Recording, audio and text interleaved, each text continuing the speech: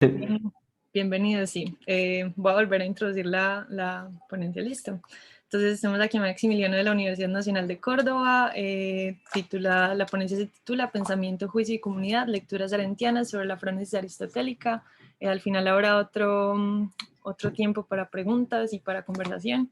Entonces, bueno, Maximiliano, tienes, ya sabes, media hora máximo para presentar. Yo te aviso si algo cuando te esté acabando el tiempo. Listo. Bueno, gracias. gracias, Antonia. No sé si se me escucha bien, si Sí, alguien se me confirma. escucha bien. Sí, buenísimo. ¿Y se ve la pantalla, lo que estoy compartiendo? Sí, sí se ve. Ah, buenísimo, listo. Gracias, Antonia.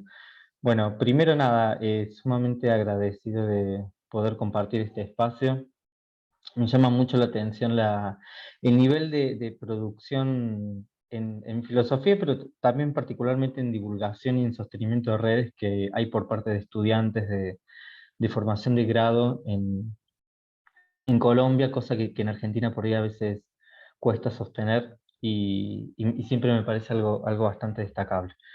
Bueno, un poco la idea de lo que yo quería compartirles hoy es una serie de avances de investigaciones en el marco de una tesis de grado que estoy llevando adelante en, dentro de lo que se circunscribe del pensamiento político de Hannah Arendt, y que realizamos en el marco de un grupo de lectura e investigación que llevamos adelante acá en la Universidad Nacional de Córdoba. Entonces, un poco eh, la idea, si se quiere, era presentar esta serie de avances en torno a una serie de investigaciones que tienen que ver con estudios de fuentes de las obras arendtianas, particularmente en torno al concepto de frónesis aristotélica, un término que hoy, en la contemporaneidad, podremos traducir algo así como prudencia. Acá un poco quería compartirles lo que les estaba comentando y puntualmente el marco en el que se circunscribiría la indagación por el lugar de la frónesis aristotélica. Si se quiere, sabemos que en Arendt la recuperación de Aristóteles va en varias vías y siempre cambiando según sus periodos de indagación, pero particularmente lo que a mí me interesaba abordar era la recuperación de la frónesis en una etapa del trabajo de indagación arendtiano, donde ella empieza a indagar por el vínculo entre dos facultades. Por un lado, el pensamiento, que formaría parte de una facultad de la vida del espíritu, ¿no? Así se titula incluso su último libro en el que ella murió mientras lo estaba escribiendo, y otra de las facultades predilectas de la vida activa del humano, que es la acción, ¿no? La acción entendida en términos éticos políticos. Y esta inquietud en Arendt llega a partir del juicio de Eichmann en Jerusalén, entre el periodo de los 60 y el 63, donde se desarrolla el juicio, pero también la cobertura que ella realiza y la postulación, perdón, la edición, y luego la circulación de su libro, con toda la polémica que ello va a traer acarreído.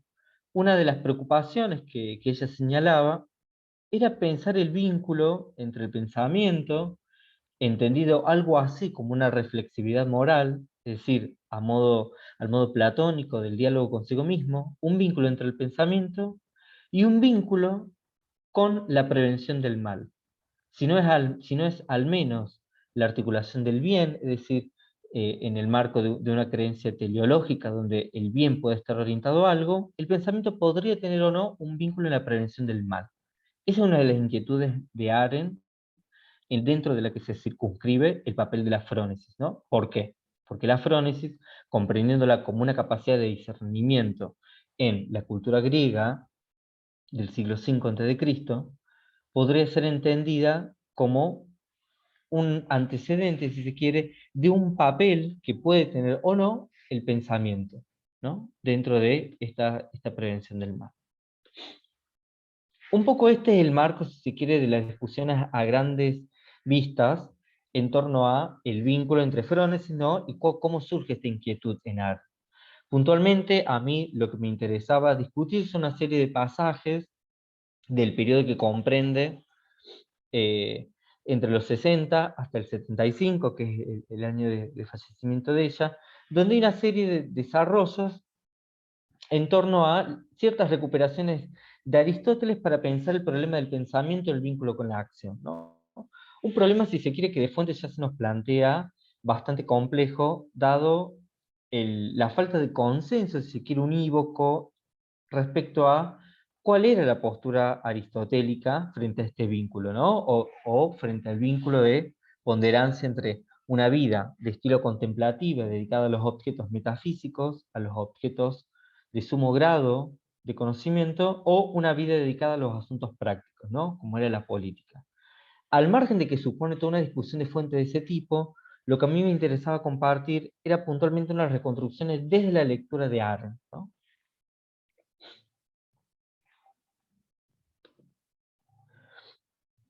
Yo había enlistado una serie de consideraciones previas que a mí siempre me sirven de guía para este tipo de indagaciones, pero también para el trabajo de lectura y de indagación sobre la obra arendtiana, y que tiene que ver con unas cuestiones que, si se quiere, a muy grandes rasgos podríamos nombrar de método, pero no método en un sentido epistemológico, sino método en un sentido de precauciones, si se quiere, o recomendaciones antes de indagar en la inquietud filosófica o en la inquietud política de Arendt. Hay algo puntualmente que recorre toda la obra de ella, pero también de filósofos como Walter Benjamin, que tiene que ver con la identificación de una crisis de la tradición dentro de la tradición metafísica, de la tradición de pensamiento filosófico, pero también de la tradición como corpus de la narrativa humana, ¿no? Es decir, como ese cuerpo, ese legado, ese mundo que no ha sido legado y que es pasado de generación en generación. Hay algo del orden de ese tipo de tradición que se ve dañado, y se ve dañado fuertemente por los fenómenos en los que decanta la época moderna, como va a ser uno de ellos el totalitarismo, ¿no? Pero también podremos pensar en la tecnificación de la vida, la ponderancia de la vida científica por la vida del artista, por ejemplo, si lo queremos plantear en términos de Nietzsche, pero lo que se pone de relevante para esta época es que surge un tipo de hombre que va a ser el hombre de la época moderna o el hombre moderno, que ha roto sus lazos con el pasado. Es decir, la relación con el pasado le es conflictiva y le es engorrosa, problemática o conflictiva la relación con el presente, porque no puede enlazar ese pasado. Sobre esa crisis de la tradición, dice Arendt, debemos recuperar, por un lado, el pasado para reconstituir, para poder comprender, es decir, reconstituir, reparar esos lazos con el pasado, pero no tiene que ser una recuperación acrítica o una recuperación de tipo de autoridad, sino una recuperación de qué tiene ese pasado para decirnos del presente. Y ante esto, lo que se refleja, si se quiere, en varios de sus artículos, puntualmente en esa serie de ensayos de ella que está recopilado entre el pasado y el futuro, que es el rol que toma el pensamiento frente a esta crisis de la tradición. El pensamiento no sería algo así como una reconstitución especulativa del pasado, sino que es una actividad, es decir, es un ejercicio. Acá es interesante siempre remarcar que Arendt no refiere al pensamiento representacional, es decir, no el pensamiento en los términos de un problema del conocimiento, como la representación de imágenes mentales o de estados mentales inducidos por estados de conocimiento, sino que nos encontramos con el pensamiento como diálogo, ¿no? El pensamiento como ese diálogo consigo mismo, ¿no? El modo platónico de comprenderlo. De este modo el pensamiento se vuelve una práctica, ¿no? Entendido como práctica existencial más que representacional. Y esta práctica o esta actividad va a estar localizada y arraigada por hechos del presente. El pensamiento se vuelve un ejercicio donde vuelve laborioso un camino del cual surgen las experiencias vivas, ¿no?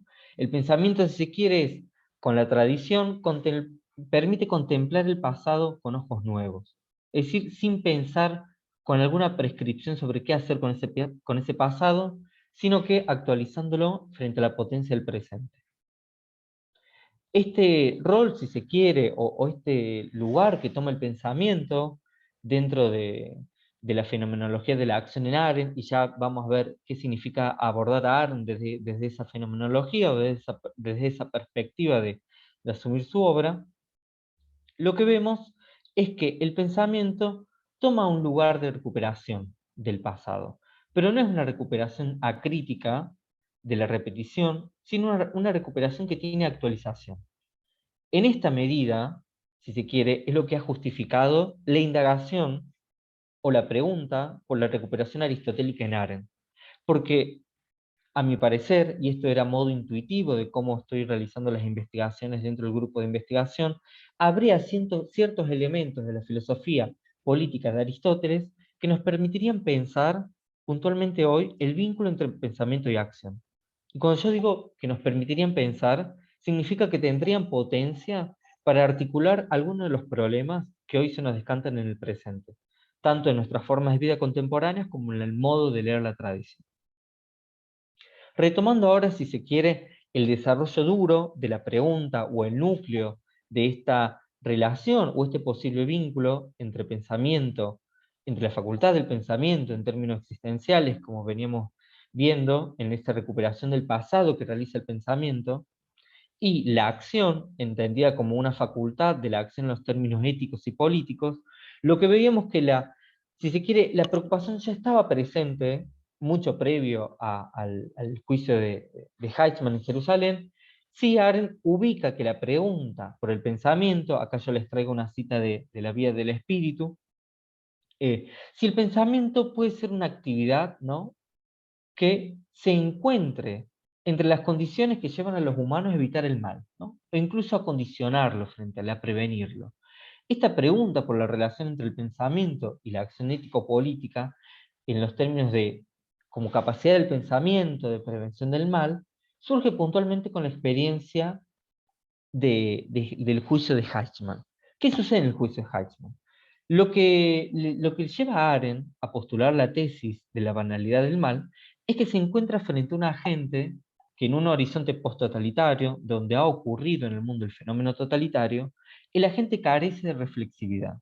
Y cuando carece de reflexividad, lo que Arendt comprende es que ha faltado el diálogo consigo mismo. ¿Qué vínculo hay entre ese tipo de experiencia, que es un agente, un tipo de sujeto, producido puntualmente bajo las condiciones del aparato totalitario?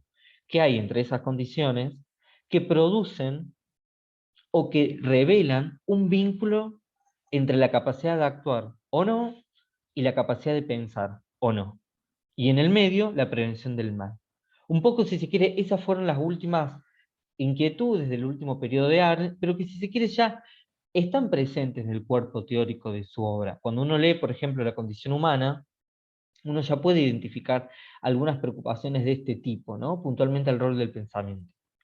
Frente a todo este marco introductorio, la propuesta de trabajo de mi desarrollo de investigación fue reconstruir un poco las lecturas, puntualmente para ver en focalización los pasajes del pensamiento y de la voluntad, que son dos de las tres partes de la vida del espíritu, donde hay un poco, si se quiere, evalúa el rol que puede tener la frónesis aristotélica en relación en la evaluación de antecedentes que ella está realizando respecto a los tipos de pensamiento o qué han dicho los filósofos tradicionales o los pensadores profesionales, como ella le nombraba, respecto al vínculo entre pensamiento y acción, ¿no?, o frente a la capacidad de pensar y actuar. Para esto, si se quiere esquemáticamente, hay dos grandes dimensiones que tener en cuenta. Por un lado, la recuperación de Aristóteles que Arendt realiza, puntualmente que tiene que ver con la recuperación de la importancia de los asuntos humanos, y por otro lado, la crítica, si se quiere, o el techo, en cierta medida, que nos pone Aristóteles para pensar, o el pensamiento aristotélico, para pensar el pensamiento como actividad, ¿no? Pero en este caso, recordemos que Aristóteles lo piensa como actividad en los sentidos de la contemplación, ¿no?, el ocio, la actividad contemplativa por excelencia, donde lo que surge es una contemplación de las cosas bellas, las cosas perfectas, ¿no? Frente a este modo de vida, si se quiere, entraría en tensión qué modo de vida o qué alcance en los modos de vida ocuparía la esfera política o la dimensión de la acción, ¿no? Entonces vamos a tener estas dos dimensiones que tener en cuenta para evaluar el papel que puede llegar a tener la frónesis, ¿no? Por un lado, si se quiere, ¿qué hay de recuperable dentro del pensamiento político de Aristóteles en relación a la frónesis como capacidad de los agentes morales?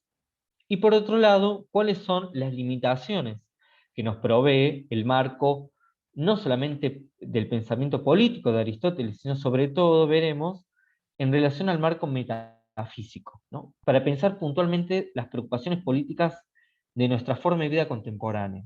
El lugar que tiene la acción, el lugar que tiene la política y el lugar que tiene el pensamiento en esa encrucijada en las vidas contemporáneas.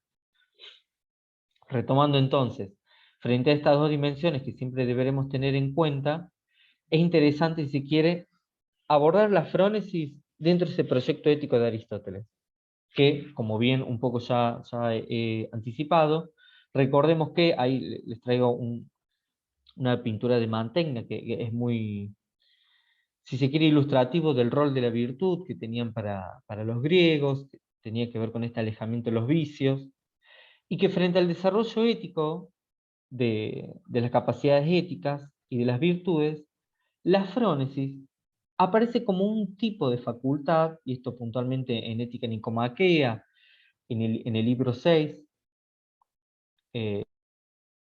donde Aristóteles presenta la frónesis como una capacidad de discernimiento entre el bien y el mal, pero también en relación a las condiciones particulares que se dan los hechos. Por lo tanto, es una habilidad práctica, pero es una habilidad práctica que está guiada en cierta medida por lo verdadero. ¿Qué sería lo verdadero en el terreno ético? Es una de las inquietudes que aborda justamente en el libro 6. Un poco retomando esta definición de frónesis como capacidad de discernimiento, Aristóteles la enmarca esta capacidad dentro de un proyecto de vida colectivo.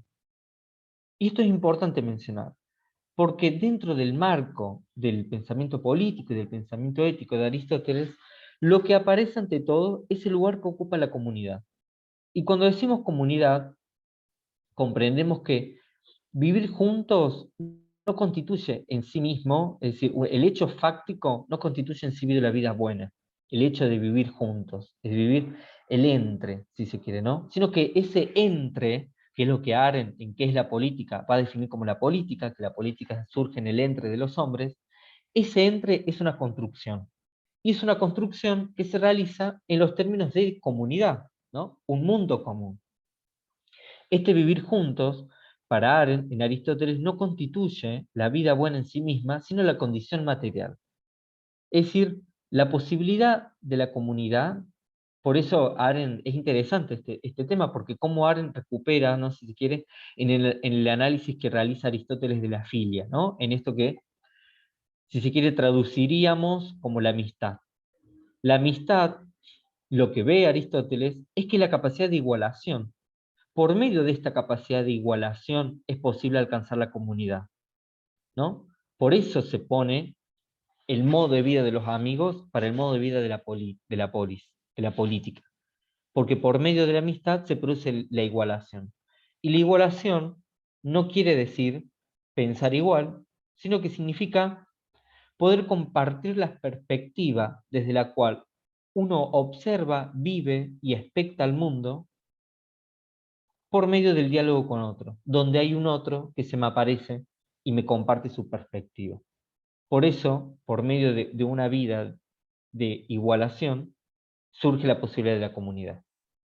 En estos términos, dentro de la importancia de esta vida en comunidad, es que la capacidad de frónesis adquiere un papel crucial. ¿Por qué? Porque la frónesis sería aquella facultad que permitiese constituir a los agentes morales como agentes reflexivos.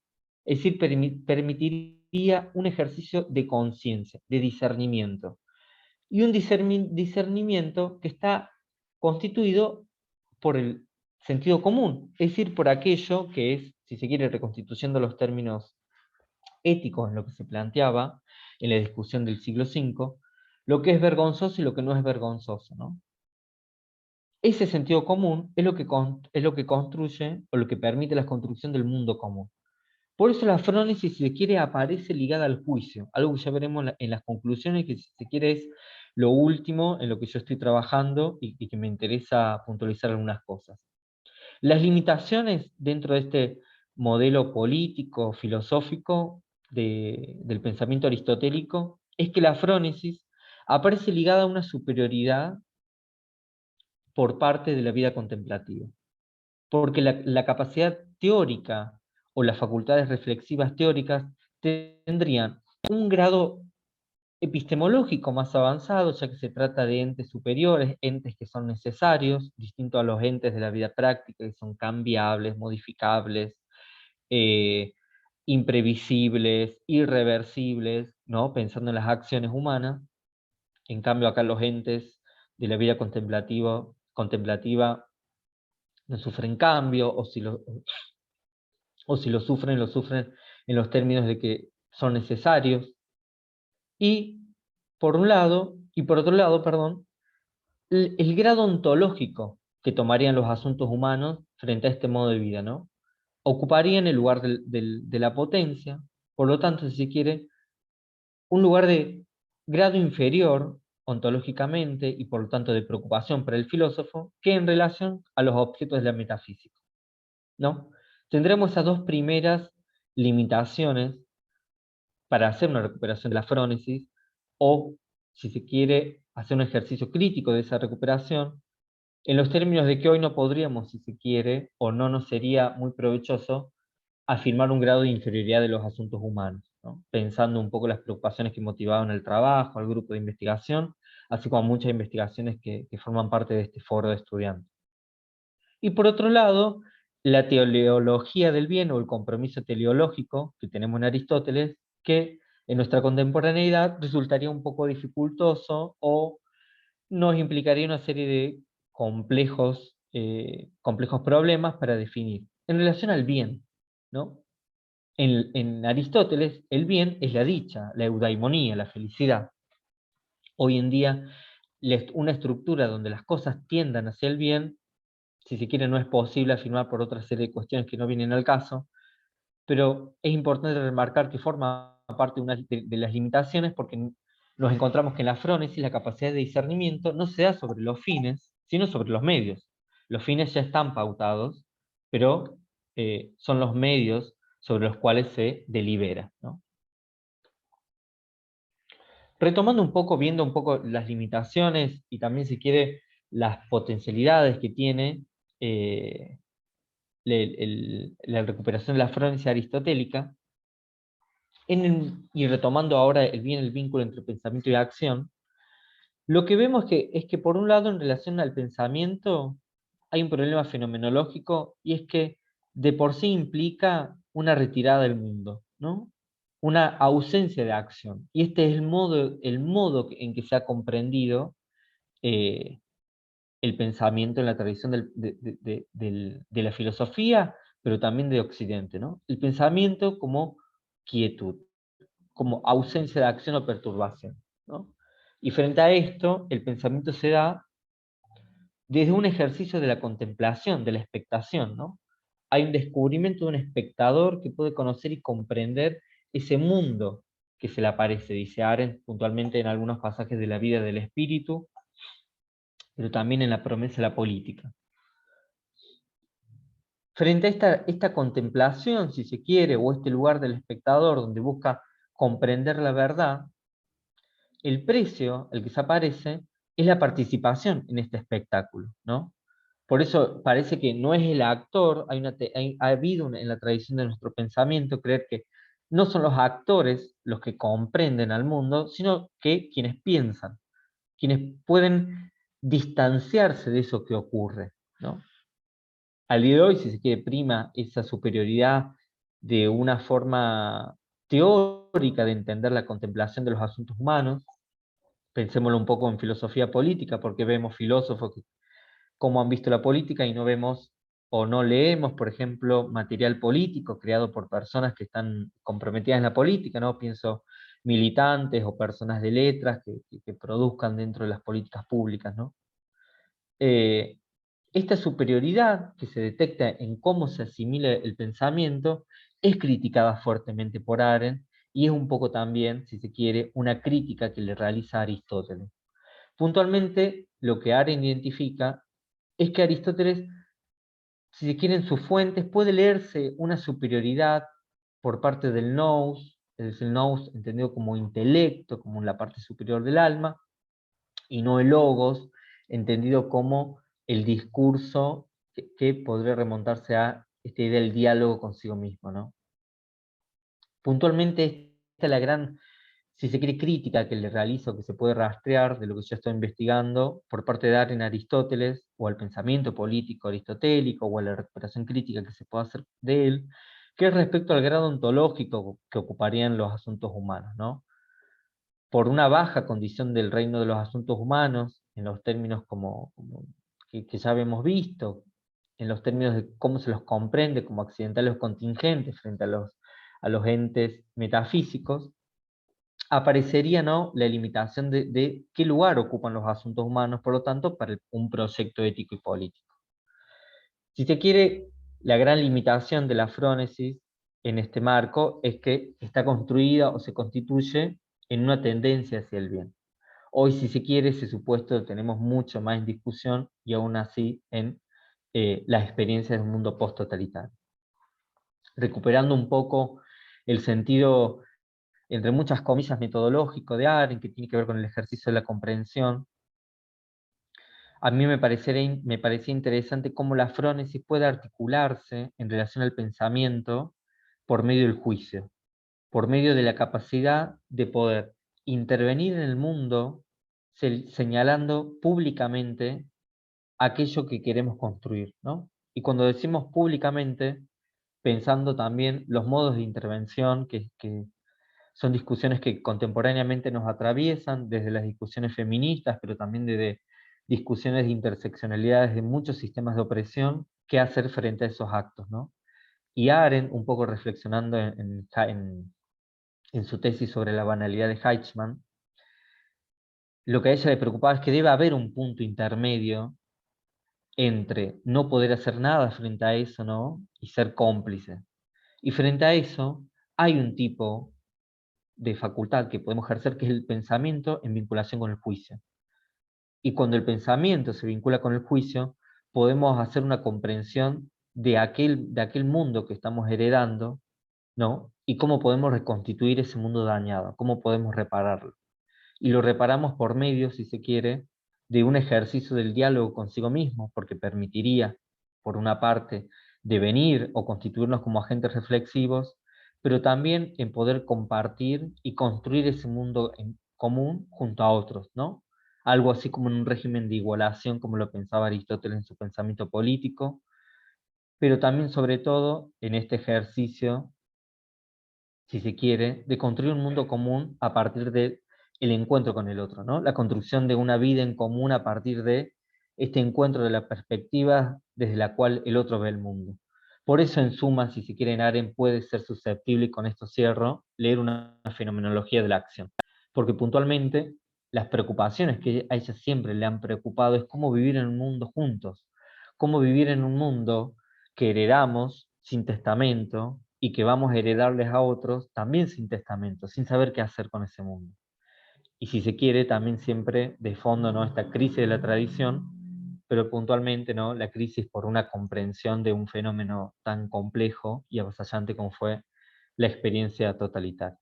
Así que bueno, un poco eran estos los ciertos avances y comentarios en torno a investigaciones que vengo realizando en un grupo acá en la Universidad Nacional de Córdoba, y que estamos así en proceso de ir cerrando algunas puntas, también actualizando algunos problemas.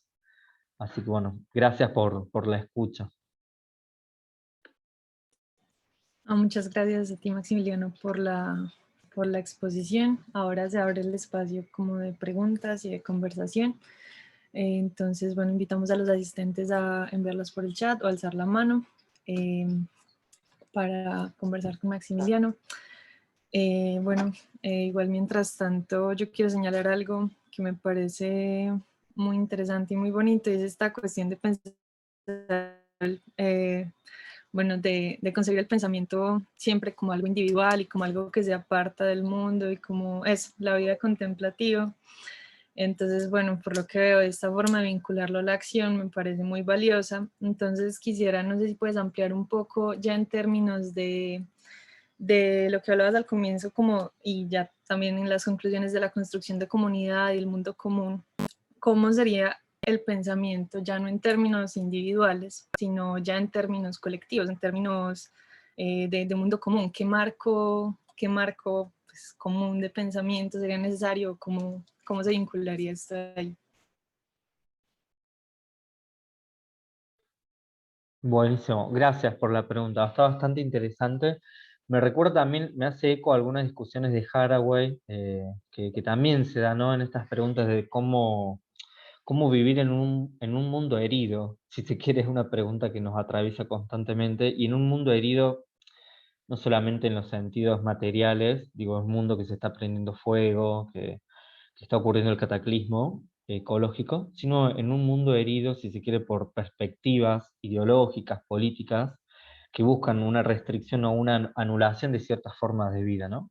Pensando en el resurgimiento de proyectos totalitarios, pero también de proyectos fascistas, o de la guerra, ¿no? Sabemos que la guerra nunca se fue, que la guerra se inmiscuyó mucho más complejamente en nuestras vidas, pero ha vuelto el fenómeno, ¿no?, a ocupar escena. Y frente a eso, el lugar, si se quiere, que Arendt asigna al pensamiento es doble, por un lado, porque por un lado, la experiencia del pensamiento viene posibilitada porque somos capaces de poseer diferencia, es decir, somos seres en una pluralidad, pero somos seres que además podemos hacer esa diferencia, la podemos actualizar, y la actualizamos por medio del diálogo consigo mismo, con nosotros mismos, ¿no?, como práctica existencial, que es una recuperación de Heidegger. Pero por otro lado, el pensamiento posibilita también construir la narración de quién soy yo. Por medio del pensamiento yo me puedo mostrar frente a otros, frente a otras, eh, en un mundo en el que sea posible esa aparición. Si se quiere, esa es como la gran dimensión política del pensamiento.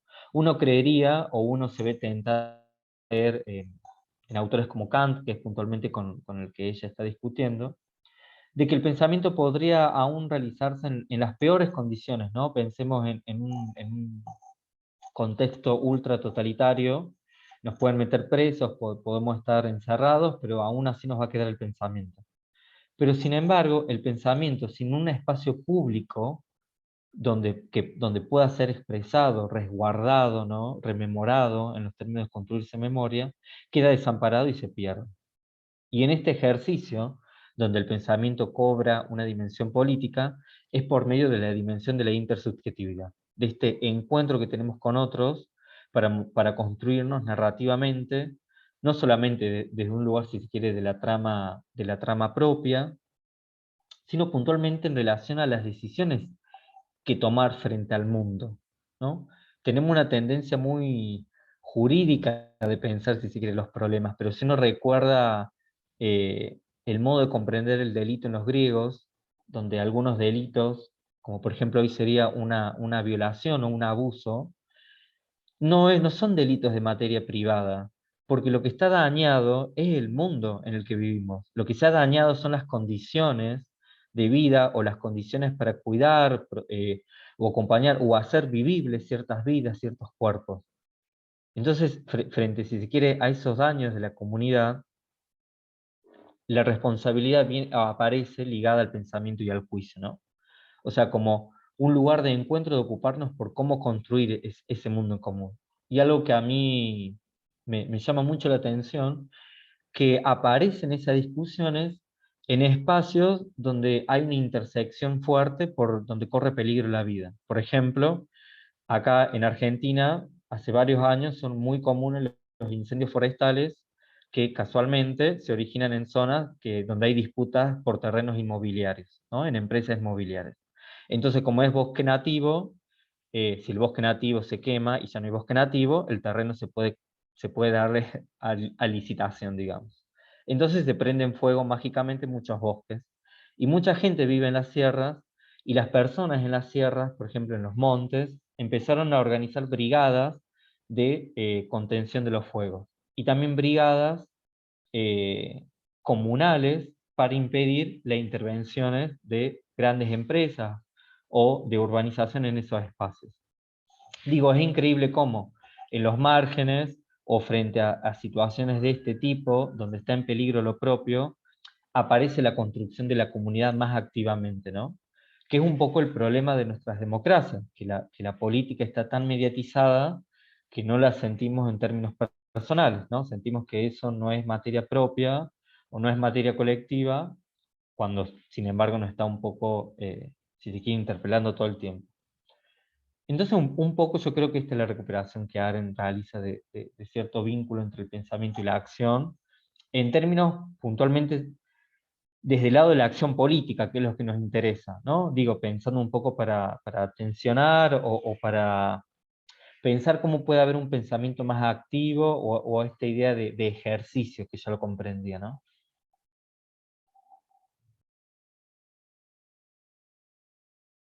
Entiendo. Gracias, Maximiliano. O sea, en ese sentido no es éticamente posible distanciarse del mundo, ¿cierto? Porque es... mm, bueno. No, bueno, me parece muy interesante lo que decías también al inicio, como en relación con esta, bueno, y también ahora con lo de los incendios forestales, con esta crisis ecológica que es una urgencia de la que no podemos escapar y que requiere una acción inmediata, pero no solo una acción, sino un marco de pensamiento totalmente nuevo. Entonces, no sé, cómo es posible, entonces, cambiar este marco de pensamiento en estos términos, como que ya no es individual, ya no es un diálogo individual con uno mismo, sino que es un asunto que tiene que tomar unas medidas enormes. ¿Cómo se cambia este proceso de pensamiento que implica tantas personas, tantos pensamientos, pues? A mí algo que siempre me parece interesante, que Arendt un poco lo ve en la condición humana, que es el papel de la narración y de la historia, pero que a otro proyecto filosófico, que es el de Martha Nussbaum, eh, donde ahí los objetos literarios y el arte tienen como un papel de sensibilización frente a pensar los otros modos de vida, ¿no? O sea, salirse un poco del modo de vida personal para, para poder comprender, si se quiere, que el mundo es una experiencia vivible junto a otros, digamos, ¿no? Y un poco romper, porque es un sentido común muy naturalizado, ¿no? El problema de la individualidad. Creer que mi libertad empieza donde termina la del otro, o mi derecho empieza, digo, esa idea de creer que uno viene, nace y tiene una parcela de mundo, que la puede cuidar y que está como un Minecraft o juegos así, ¿no? Pixelados. Pero a mí me parece que un gran ejercicio, si se quiere, de modificación, o si se quiere, de dislocación del pensamiento puede ser una práctica de sensibilización frente a la experiencia que están sucediendo en relación a ese otro con el que uno está viviendo en comunidad, ¿no? Y que tiene que ver con afrontar las preguntas del aquí y la ahora, de los contextos puntuales que nos atraviesan, ¿no? Digo, parece algo obvio, pero que a su vez no va de suyo que nuestros espacios de vida puedan organizar espacio para ello, ¿no? Digo, así como la política cada vez va teniendo menos lugar en nuestra vida, también en nuestra vida tiene menos lugar la interacción con otros para lograr, si se quiere, acuerdos, ¿no? Eh, y a mí me parece muy interesante que hay muchas preguntas en relación a los acuerdos, en relación a qué queremos y cómo hacerlo, en relación a protocolos, que sean en las experiencias feministas, por ejemplo, como la experiencia de proyectos feministas, ¿no? O sea, hay un batallón de preguntas, un montón de inquietudes, un montón, si se quiere, de problematizaciones nuevas, que si se quiere vienen a ponernos a hablar o a discutir o nos hacen sentar a pensar marcos nuevos, ¿no? Y justamente porque aparecen en la escena no solamente deudas históricas, sino también visibilizaciones históricas, ¿no?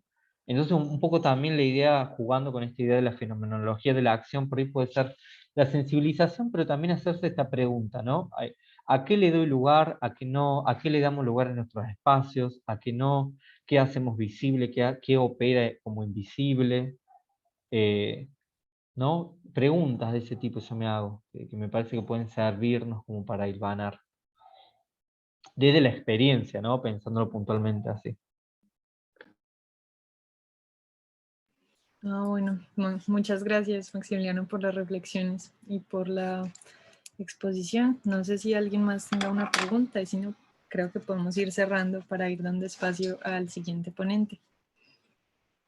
Bueno, muchas gracias nuevamente, muy vigente, muy actual y muy interesante. Muchísimas gracias, Maximiliano, por la presentación.